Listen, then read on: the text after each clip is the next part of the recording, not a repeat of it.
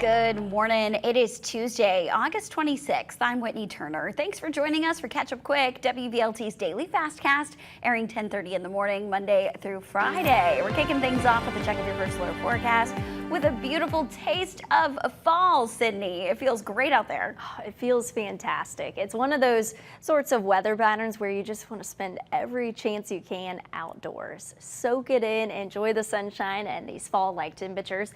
Looking at the big picture, right now nice and dry.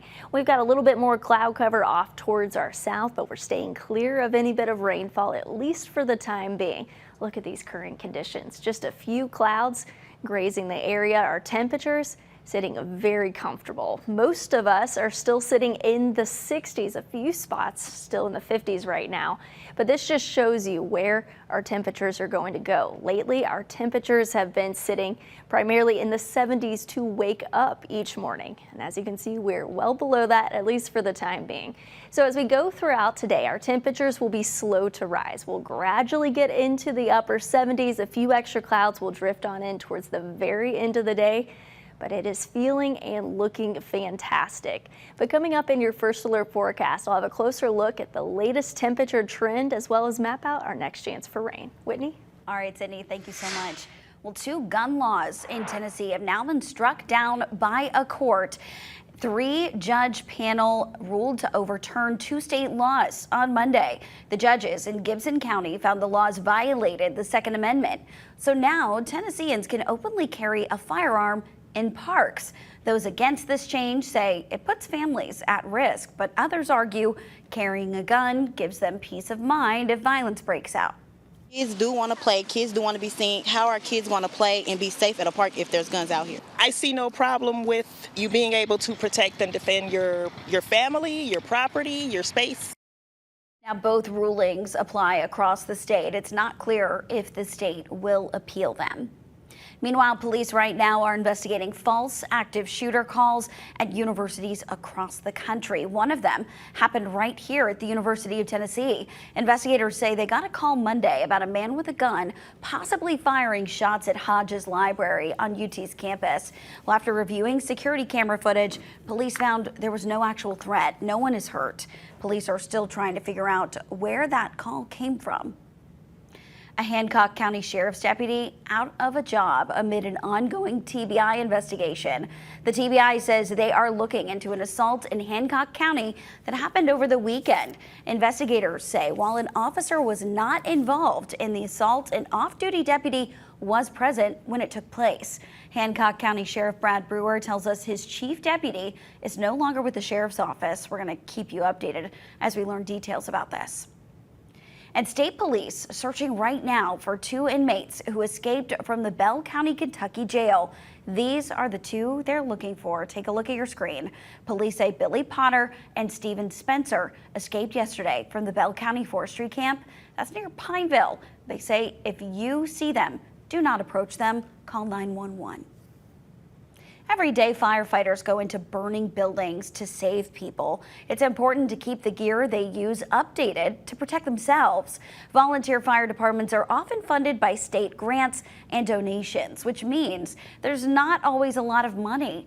Parrotsville Volunteer Fire Chief Daniel Henry says sometimes volunteers are using outdated gear to make ends meet.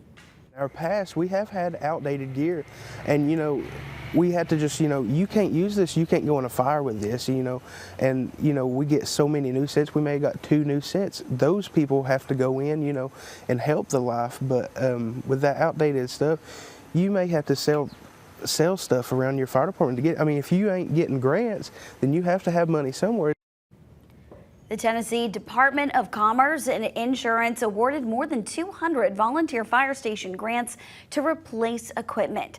Assistant Chief Henry tells us his station will be applying for another round of grants come November. The Knox County Sheriff's Office, along with Rural Metro, AMR, Sevier Heights Church, and the Knox County District Attorney are all teaming up on a large-scale training exercise.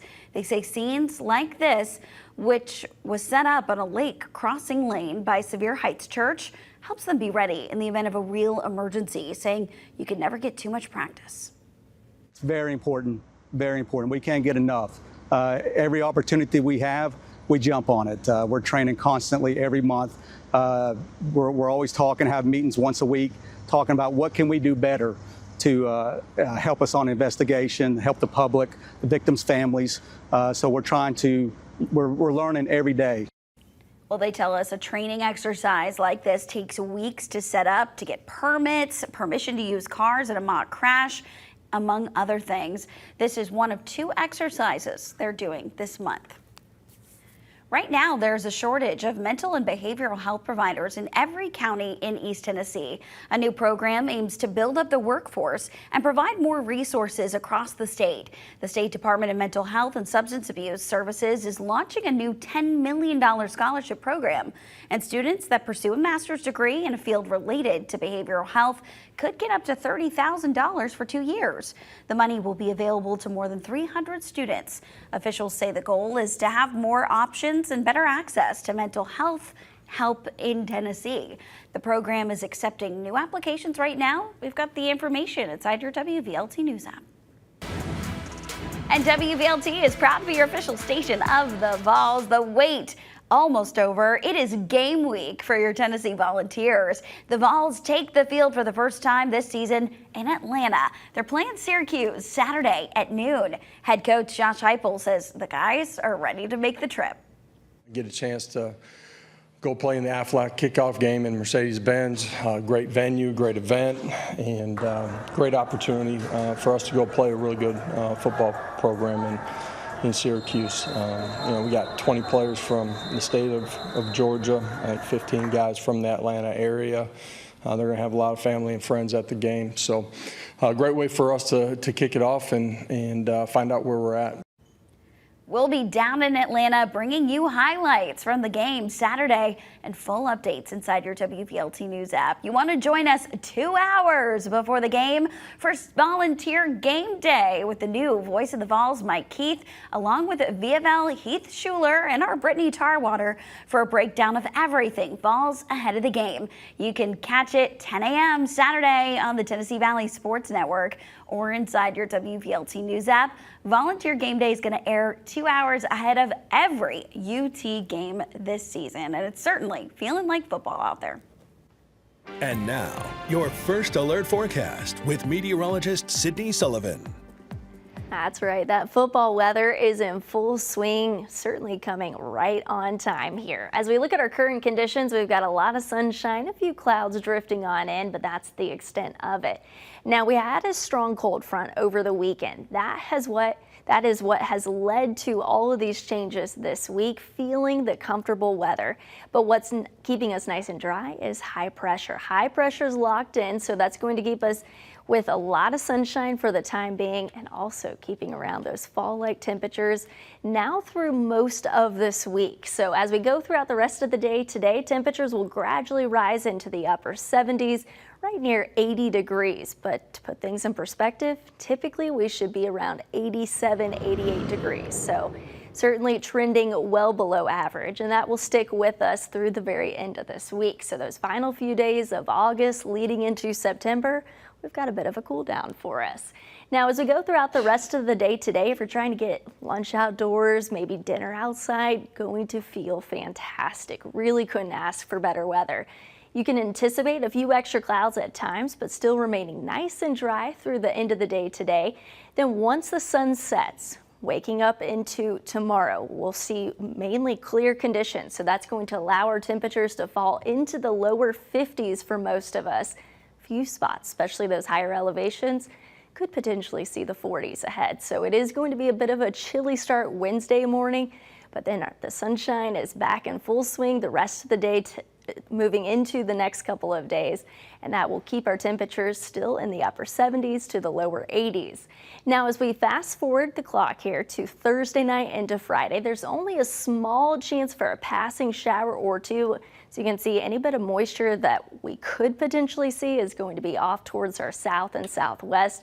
Other than that, we are remaining dry through the end of the week. I know it's a big weekend, especially for all of the football games that are taking place this weekend. Looking good to go. Only a small chance for a spotty shower or two Friday, Saturday into Sunday, even with our temperatures slightly warmer into the low to mid 80s. Still going to feel fantastic football weather in full swing. All right, Sydney, thank you so much. Well, it is election day for the city of Knoxville. Polls opened this morning with 5 city council seats up for grabs. That's a majority of the council.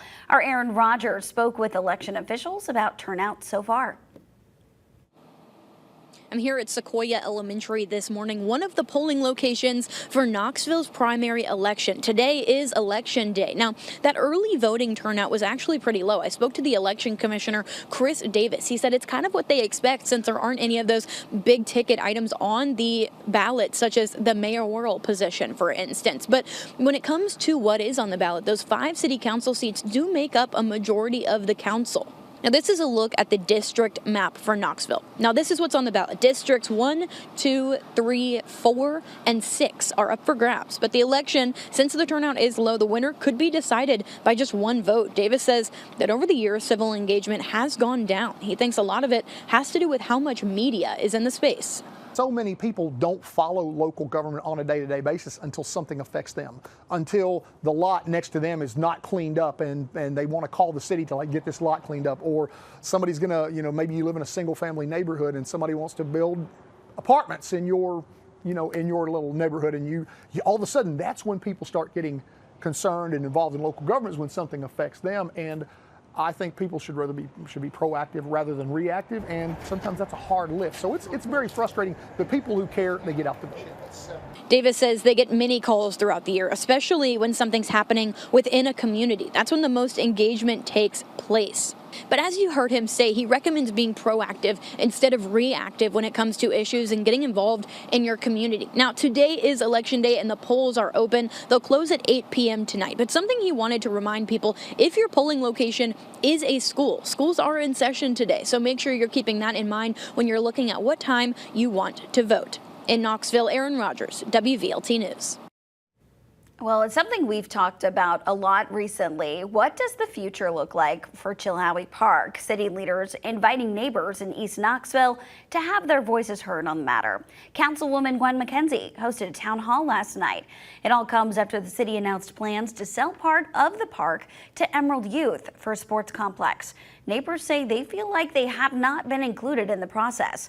And with Muse Knoxville moving into the Jacob building in a few years, they're worried resources are being taken away. Some feel like Emerald Youth should not be allowed to use the land. Nor do I remember ever hearing anything about we wanted a sports complex. And we believe that Chilhowie Park can be our lakeshore because we deserve it.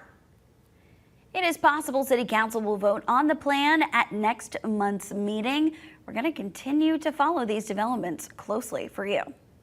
Meanwhile, we're getting an update on the opening of Newfound Gap Road through the Smokies. It's been closed since a rock slide on August 3rd. The Park Service awarded a contract to repair the road. Construction is now expected to be completed by September 30th. That's a few weeks earlier than originally expected. And the Sevier County Fair kicks off this afternoon. It's coming with a few changes this year. Due to safety reasons, some of the exhibits will take place in tents, but you'll still be able to enjoy your favorite activities, including livestock shows and RC car racing. Gates open at the fairgrounds tonight at 5. It runs through September 1st.